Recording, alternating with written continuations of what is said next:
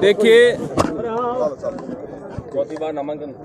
आज हमने हमारी पार्टी के निर्देशानुसार नामांकन पत्र दाखिल किया है और जैसा आपने पूछा कि इस चुनाव में 2024 का चुनाव है, इस चुनाव में मुद्दे क्या रहेंगे।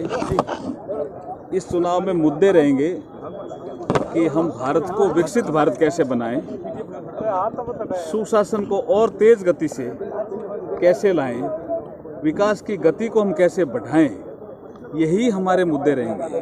और इसमें सब सम्मिलित हो जाते हैं। डेवलपमेंट एंड गुड गवर्नेंस, ये हमारे दो ऐसे पिलर रहेंगे जिसके आधार पर हमारा पूरा चुनाव लड़ा जाएगा, क्योंकि हमें भारत को विकसित भारत बनाना है। इस दिशा में ही हम आगे बढ़ रहे हैं। गोविंद मेघवाल ने भी आपके साथ नामांकन दाखिल किया, हाथ भी मिलाया, पॉजिटिव पॉलिटिक्स की बात करते रहते हैं। देखिए, नामांकन दाखिल करने के लिए तो सभी दल आएंगे ना, और भी दल आएंगे, निर्दलीय भी आएंगे, यही तो लोकतंत्र है। कौन सा बड़ा मुद्दा है जिस पर आप वोट मांग रहे हैं? सबसे बड़ा मुद्दा क्या मानते हैं आप? विकास और सुशासन, यही हमारे मुद्दे हैं जिनको हम तेजी से आगे बढ़ाएंगे। बाकी विकास और सुशासन में विकसित बीकानेर भी हमारा एक मुद्दा रहेगा। कुछ भाजपा नेता शामिल हो रहे हैं, शशि शर्मा, जो कांग्रेस नेता थे जो आपके आ रहे हैं, कुछ ये नरेंद्र मोदी जी की नीतियों से प्रभावित होकर के जो भी भारतीय जनता पार्टी ज्वाइन करता है, पार्टी की एक नीति और रीति है, उस प्रक्रिया के तहत पार्टी लोग ज्वाइन करते हैं और हम उनको शुभकामनाएं देते हैं, क्योंकि ये जो भी ज्वाइन कर रहे हैं वो नरेंद्र मोदी जी की नीतियों को से प्रभावित होकर के ज्वाइन। कितना आसान मिलता है जीत का चौका लगाने के लिए? देखिए,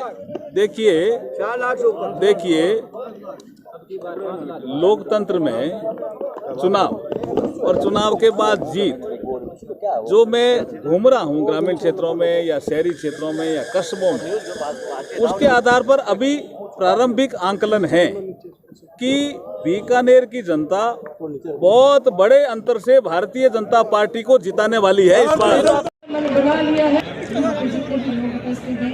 आप सबको मैं शुभकामनाएं देती हूँ और लोकसभा चुनाव में माननीय मंत्री जी अर्जुन बीकानेर की धरती और बीकानेर के लाल चौथी बार प्रत्याशी बने हैं, तो ये भारत माता की जय का जयकारा दिल्ली तक जाना चाहिए। एक बार फिर से भारत माता की बहुत ही लोकप्रिय हमारे भारतीय जनता पार्टी के प्रत्याशी अर्जुन राम जी मेघवाल जी और उनके साथ मंच पर विराजमान हमारे मंत्री जी गजेंद्र सिंह जी खींसर साहब, CR चौधरी जी, हमारी विधायिका जी सिद्धि कुमारी जी, हमारे विधायक रह गया वो तो मैं क्षमा चाहती हूँ। पहली बार बीकानेर में इतनी भव्य सभा में आई हूँ, तो मैं सबसे पहले तो बधाई दूंगी आपको कि आपके यहाँ सभी पधारे हैं, आपके सबके परिवार के सदस्य, क्योंकि यहाँ मातृशक्ति भी है, हमारे सभी बड़े बुजुर्ग हैं, सभी यहाँ के किसान भाई हैं, हर व्यक्ति यहाँ पर आपको आशीर्वाद और समर्थन देने के लिए आया है। और निश्चित रूप से इस बार 400 पार तो होगा ही, 400 पार और 5 लाख पार, पैसा हाथ में दे दो। तो ये तो मैं मानती हूँ कि ये तो कोई संदेह है ही नहीं कि जीतेंगे या नहीं। जीत गए, अब कितने वोटों से जीतेंगे, पिछली बार का आंकड़ा पार करेंगे, कितने रिकॉर्ड वोटों से जीतेंगे, ये बात। अच्छा, मुख्यमंत्री अशोक गहलोत आते हैं, बात करते हैं, कुछ कहना चाहेंगे आप? मैं उनके बारे में कुछ नहीं कहूँगी, उनका समय खत्म हो चुका, अब उनको रिटायरमेंट का सोचना चाहिए। अभी हमारी भारतीय जनता पार्टी की सरकार राजस्थान में है, केंद्र में भी बनने वाली है और डबल इंजन की ये सरकार इतना काम करेगी कि सब भूल जाएंगे कि कांग्रेस भी कभी राजस्थान में। आखिरी सवाल, दिया कुमारी क्या मानती है राजस्थान में मोदी मैजिक के खिलाफ और कौन से मुद्दे पर आप लोग वोट मांग रहे हैं? ऐसा है कि मोदी जी मैजिक वाली बात नहीं है। मोदी जी ने जिस तरह जनता की सेवा की है, 10 साल देखा है लोगों ने, मोदी जी ने जो कहा है वो किया है, झूठी घोषणाएं नहीं की, उन्होंने जो वादा किया उसको निभाया। और उनकी गारंटी में हम लोगों ने यहाँ से राजस्थान में सरकार बनाई और अब केंद्र में बनाने जा रहे हैं। आप कह गए कि अर्जुन मेघवाल सांसद तो बन गए, मंत्री बनेंगे अगली बार, क्या बिल्कुल बिल्कुल, हम यही चाहेंगे कि हमारा यहाँ का नेतृत्व करे, राजस्थान का भी करे। राजस्थान के लोग जब भी उनके पास जाते हैं, मैं भी जब जाती थी सांसद थी, तब वो तुरंत जो समस्या लेके जाते थे उसका समाधान निकालते। अभी कोई मुद्दा नहीं है यहाँ पर। मोदी जी का मैजिक है, मोदी जी की गारंटी है, जिसपे लोगों ने देखा है मोदी जी का काम, अर्जुन राम जी का काम, और अब भजन लाल जी की सरकार का काम। और हम लोगों को बहुत वोट मिलेंगे, निश्चित रूप से 25 सीटें हम लोग जीतेंगे।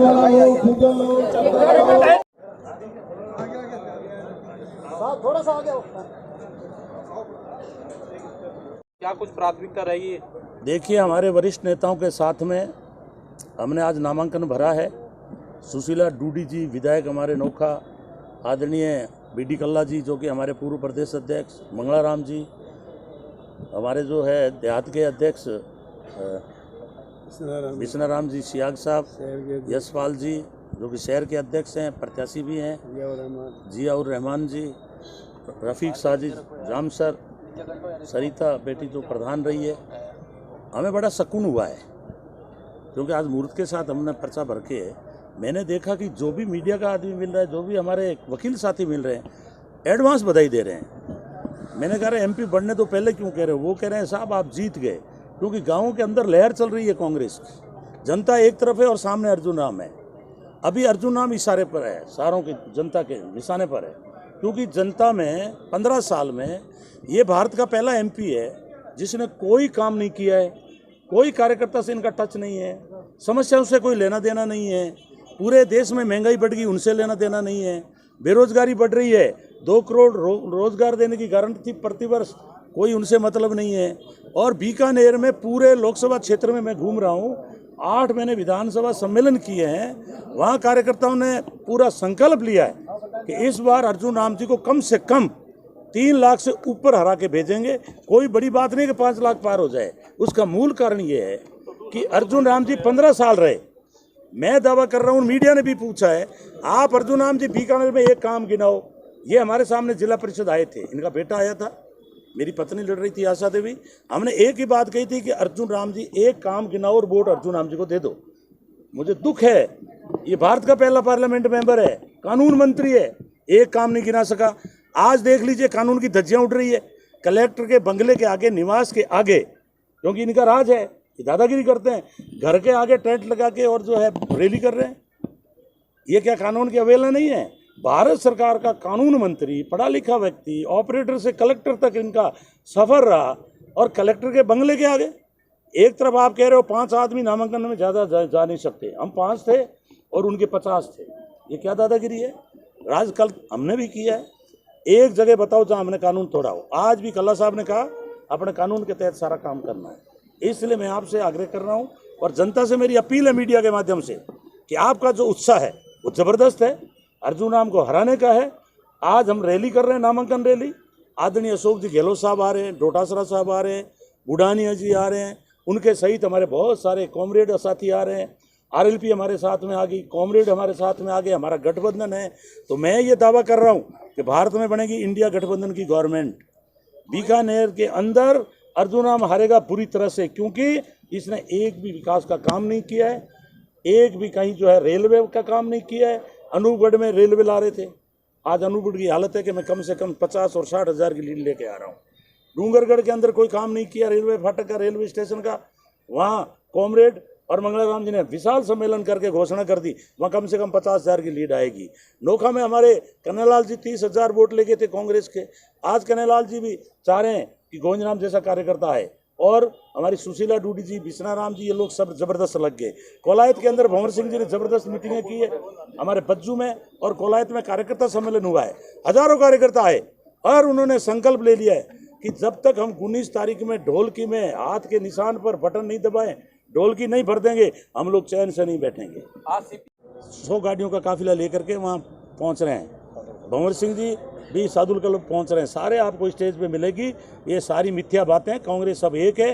कांग्रेस नहीं, बीजेपी वालों ने नारा दे दिया, कि मोदी से बैर नहीं, अर्जुन तेरी खैर नहीं। काम सब सही हो रहा है, आप तो छापते चलो। क्या लग रहा है कितनी भीड़ रहेगी आज? कितने लोग आज आपको लग रहा है वहाँ इकट्ठे होंगे?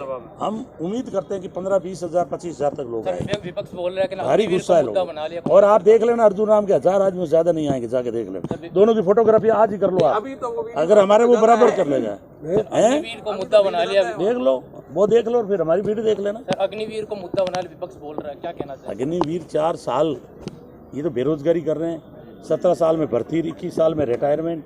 ये धोखा है। जगह जगह जो नौजवानों ने रेलें फूंकी है, जगह जगह लोगों में गुस्सा हुआ है।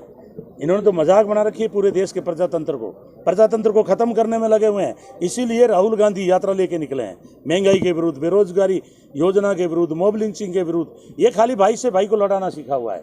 इसलिए कांग्रेस पार्टी जब तक इनके खिलाफ मोर्चा रखेगी, जब तक जो है प्रजातंत्र सही लागू ना हो जाए और केंद्र से बीजेपी की सरकार बाहर नहीं हो जाए।